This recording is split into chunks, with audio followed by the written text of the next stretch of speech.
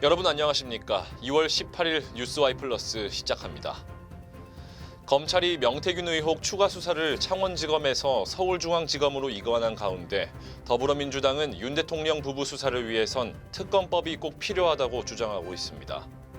반면 여당은 조기 대선 국면을 노린 전형적인 선거 공작이라고 반발하고 있는데요.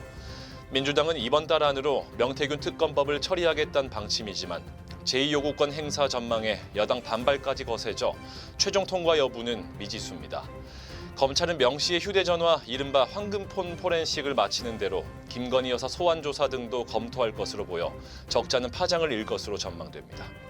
2025년 2월 18일 오늘은 192명이 고귀한 생명을 잃은 대구 지하철 화재 사건이 일어난 지 22주년이 되는 날입니다. 대구 동구 대구 시민안전테마파크에서는 희생자들의 추모식이 진행됐는데요. 유족들은 희생자들의 이름을 부르거나 이름표를 만지고 눈물을 흘리며 추모했습니다.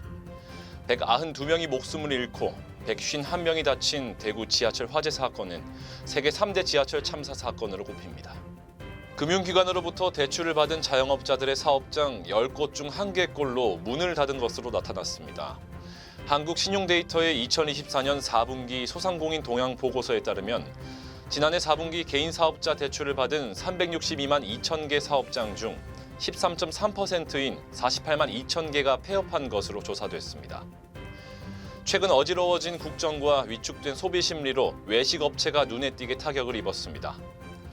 전체 소상공인 사업장 한 개당 지난해 매출은 감소했지만 이익은 늘어났습니다. 지출 축소의 결과로 보였으며 이로 인해 카페 업종이 가장 큰 타격을 입은 것으로 나타났습니다. 대전 초등생 사망 사건 발생 이후 자녀 보호 앱에 대한 학부모들의 관심이 높아지고 있습니다.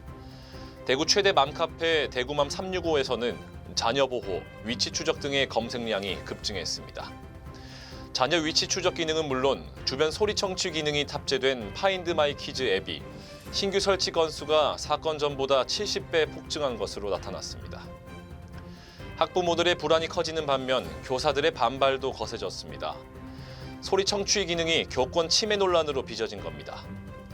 초등교사들이 이용하는 한 온라인 커뮤니티에는 수업이 감시당하는 기분, 사실상 도청이라는 등 강하게 반발하는 글들이 쏟아지고 있습니다. 올해 말로 예정되어 있던 대구 동구 신천 119 안전센터 건립이 오는 5월에 조기 준공됩니다. 7월에 예정된 동구소방서 이전에 따른 소방 공백을 대비한 건데요. 동대구역과 신세계백화점 등 다중이용시설이 밀집한 지역 방어를 위해 현 소방체제를 유지하겠다는 소방당국의 의견이 모였습니다. 신천센터의 새로운 부지엔 화재 원격 진압용 무인 파괴 방수차가 도입될 것이라는 기대가 커지고 있습니다. 이는 규모가 큰 건물 화재 현장에서 신속하고 효과적인 진화 작업에 큰 역할을 하는 첨단 소방 장비입니다.